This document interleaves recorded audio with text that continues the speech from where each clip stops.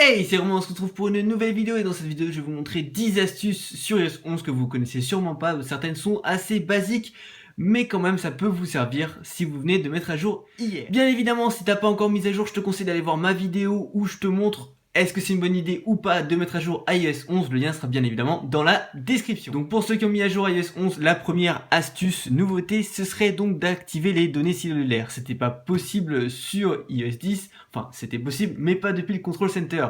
Et ça vraiment c'est cool puisque le centre de contrôle c'est un truc qui justement est facile à avoir dans les applications et tout. Et du coup, imaginons vous êtes dehors, vous vous dites bah tiens j'ai besoin de voir si j'ai un message sur Snapchat, hop, j'active des données cellulaires, je regarde mon truc et hop, je les désactive. Si jamais vous n'avez pas un gros forfait, ça peut servir.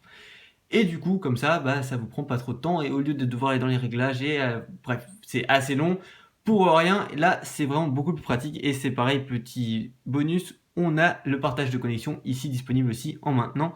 Donc si jamais vous voulez partager votre connexion, c'est ici. Toujours dans le Control Center, alors sur iOS 10, pour Night Shift, c'était en appuyant ici sur ce gros bouton qui servait vraiment à rien parce qu'il était vraiment trop gros, il prenait trop de place, c'était vraiment inutile. Bah maintenant, on l'a ici, il est caché, donc la luminosité, elle est là. Et bien, vous pouvez l'agrandir pour régler en maintenant, ou alors appuyer ici sur Night Shift, et donc du coup après, utilisez votre téléphone en mode Night Shift, et quand vous voulez l'enlever, tout simplement venir et appuyer dessus. C'est vraiment très simple, et c'est beaucoup mieux d'avoir ce bouton caché puisque tout le monde ne l'utilise pas. Toujours dans le Control Center, on peut filmer notre écran.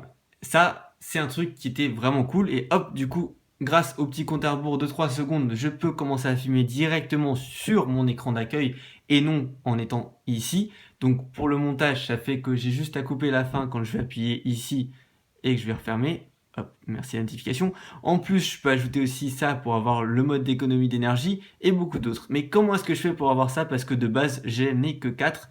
Comme ici, j'ai ceux-là. Voilà, j'ai ces 4 là et j'en ai pas plus. Pour les ajouter, c'est très simple. Vous allez ici dans les réglages.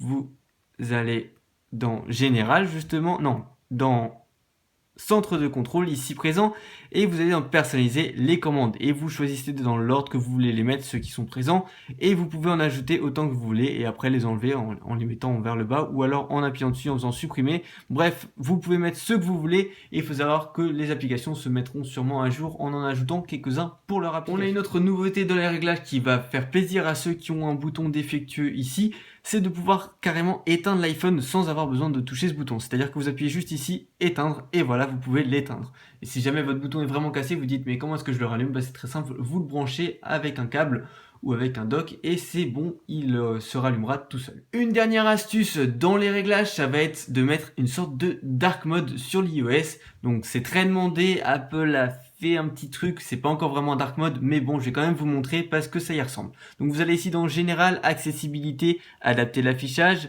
inverser les couleurs, et donc on avait l'inversion classique qui donc faisait une sorte de dark mode un peu dans les applications, mais après ça nous faisait ça, et franchement dans la plupart des applications c'était assez désagréable.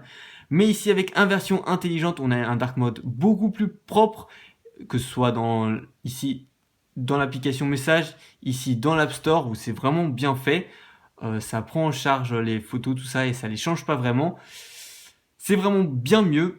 Honnêtement, moi je vous conseille d'essayer et de voir si jamais vous voulez le garder en mode dark mode ou pas. Mais en tout cas, il y a déjà une sorte de dark mode pour ceux que ça intéresse. On a aussi une nouvelle option dans les notes. Il y en a plusieurs dans les notes, mais une des plus flagrantes pour moi, c'est de pouvoir scanner un document. Donc là, par exemple, j'ai envie de scanner l'arrière de ma boîte parce que, par exemple, j'ai envie de l'envoyer à un pote qui me dit à quoi ressemble la boîte d'un iPhone 5S 16 Go.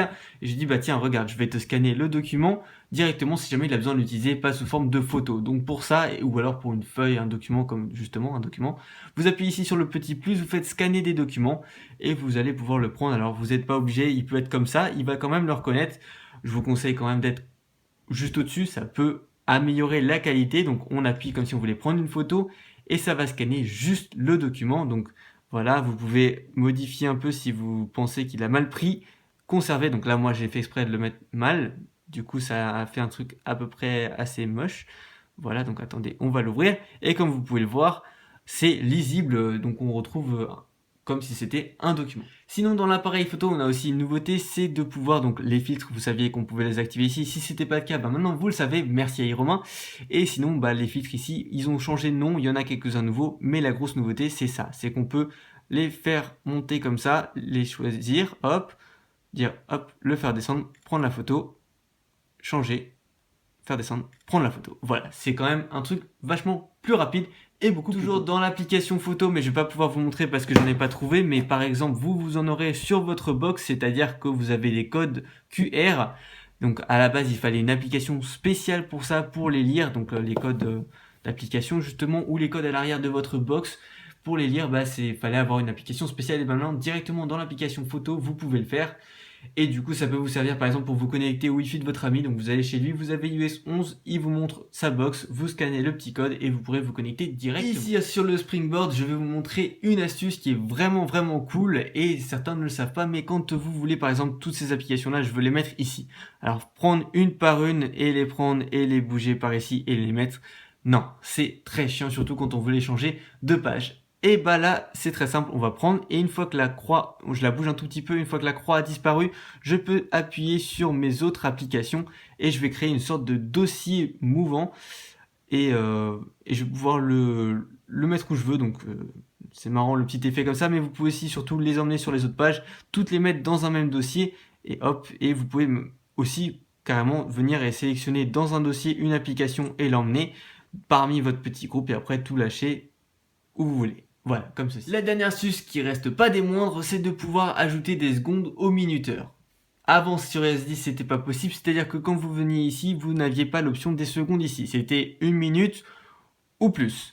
Donc du coup là vous pourrez carrément, si vous avez un truc qui doit absolument durer 45 secondes, et bah vous pouvez mettre 45 secondes et vous aurez donc votre rappel dans 45 secondes et pas dans 1 minute en vous disant il faut que quand il y a marqué 15 secondes je le fasse. Enfin bref, là c'est beaucoup plus précis et c'est un bon changement de la part. Voilà, cette vidéo touche à sa fin, j'espère qu'elle vous a plu. Si c'est le cas, n'hésitez pas à mettre un petit like, à la partager avec vos amis pour qu'ils apprennent à utiliser iOS 11. Si vous voulez plus de vidéos sur iOS 11 et des nouveautés, n'hésitez pas à me le dire dans les commentaires. Si je vois que ça vous plaît, avec le bouton like justement, je pourrais en faire d'autres. Et aussi n'hésitez pas à vous abonner si c'est pas encore fait. N'hésitez pas aussi à regarder les liens dans la description, il y a les liens pour m'ajouter sur les réseaux sociaux et d'autres liens.